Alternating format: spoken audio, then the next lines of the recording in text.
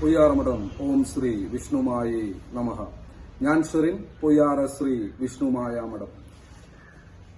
എന്നെ ഇപ്പൊ കുറെ കാലങ്ങളായിട്ട് ഒരുപാട് പേര് വിളിച്ചിട്ട് അവരുടെ പ്രശ്നങ്ങളെ കുറിച്ചൊക്കെ സംസാരിച്ചപ്പോ ആ പ്രശ്നങ്ങളിൽ നിന്നൊക്കെ എനിക്ക് മനസ്സിലായിട്ടുള്ള ഒരു കാര്യം, എല്ലാവരും വലിയൊരു സാമ്പത്തിക പ്രശ്നത്തിലാണ്. തവിടുപൊടി ഭസ്മാണ്.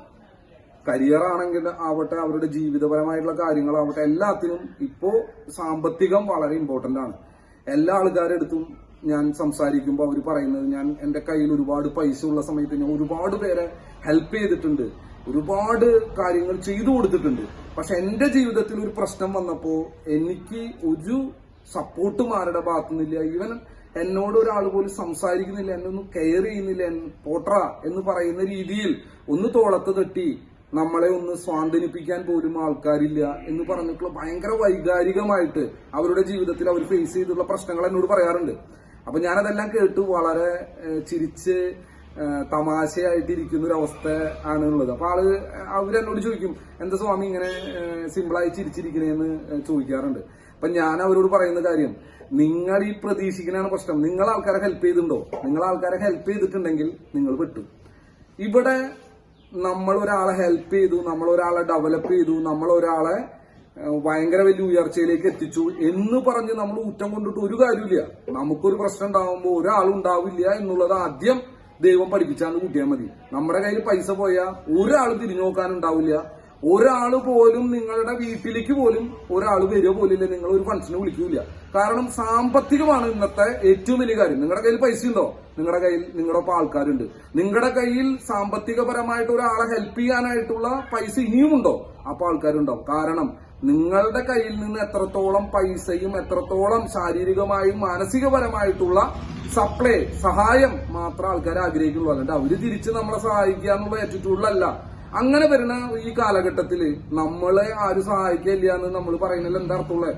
നിങ്ങളെ സഹായിക്കാൻ പറ്റുന്ന ഒരാളെയാണോ നിങ്ങൾ സഹായിച്ചിരുന്നതെന്ന് ചിന്തിച്ചാൽ മതി.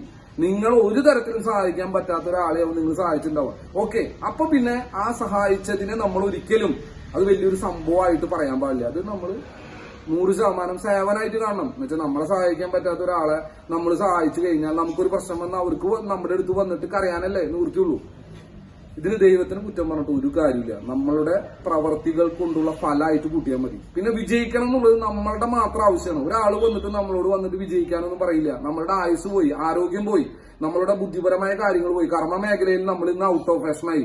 ഈ സമയത്ത് നമുക്കൊരു വലിയൊരു സാമ്പത്തിക ബാധ്യത ഉണ്ടായി കഴിഞ്ഞാൽ ആ സാമ്പത്തിക ബാധ്യത ആരാണ് അടച്ചു തീർക്കുക? ഒരാൾ തീർക്കില്ല. ലോണൊന്നും ഇനി ഒരിക്കലും കിട്ടാൻ പോകുന്നില്ല. അത്രയധികം പ്രോബ്ലംസുകൾ ഈ കൊറോണയുമായി ബന്ധപ്പെട്ട് എല്ലാവർക്കും സിവിൽ ഇഷ്യൂസുകൾ ഉണ്ട്.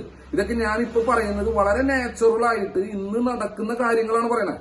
ഈ കാര്യങ്ങൾ ശരിയാവാൻ വേണ്ടി പൊയ്യാറ ശ്രീ വിഷ്ണുമായ മഠത്തിലേക്ക് ഓടി വന്നിട്ട് ഒരു കാര്യമില്ല. കാരണം ഇവിടെ നമുക്ക് ലോൺ കിട്ടണമെങ്കിൽ സിബിൽ വേണം.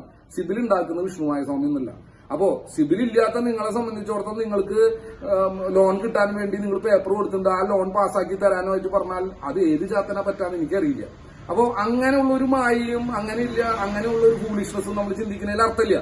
പക്ഷെ എന്റെ ജീവിതത്തിൽ എനിക്ക് മനസ്സിലായിട്ടുള്ള ഒരു കാര്യം, നമ്മുടെ ജീവിതത്തിൽ പ്രശ്നങ്ങൾ ഉണ്ടാവും. ആ ഫിനാൻഷ്യൽ ഇഷ്യൂസ് ഉണ്ടാവും, ഫാമിലി ഇഷ്യൂസ് ഉണ്ടാവും, എന്ത് പ്രശ്നമാവട്ടെ, ആ പ്രശ്നത്തിൽ നമുക്ക് രക്ഷപ്പെടണമെങ്കിൽ നമ്മൾക്ക് അതിന് വേണ്ട മാനസിക ശക്തി, എനിക്കത് നേടിയെടുക്കാൻ പറ്റുമെന്നുള്ള ബുദ്ധിപരമായിട്ടുള്ള കാര്യങ്ങളെ പ്രവർത്തിപ്പിച്ചെത്തിക്കാനുള്ള എല്ലാ തരത്തിലുമുള്ള എനർജി, ശക്തി ഉണ്ടാക്കാൻ, നമ്മളിൽ ബുദ്ധി ഉണ്ടാക്കാൻ, നമ്മൾ പണ്ട് ചെയ്ത തെറ്റുകൾ വീണ്ടും ആവർത്തിക്കാതിരിക്കാൻ നമ്മൾ ഒരു വിഷ്ണുമായ മഠത്തിലോ വിഷ്ണുമായ ക്ഷേത്രത്തിലോ പോവുകയാണെങ്കിൽ അവിടെ നിന്ന് അപാരമായ ശക്തി നമ്മളിലേക്ക് തരും. ആ ശക്തി നമ്മൾ എന്തിനു ഉപയോഗിക്കണം? സ്വന്തം ഡെവലപ്മെന്റിന് വേണ്ടി ഉപയോഗിക്കണം.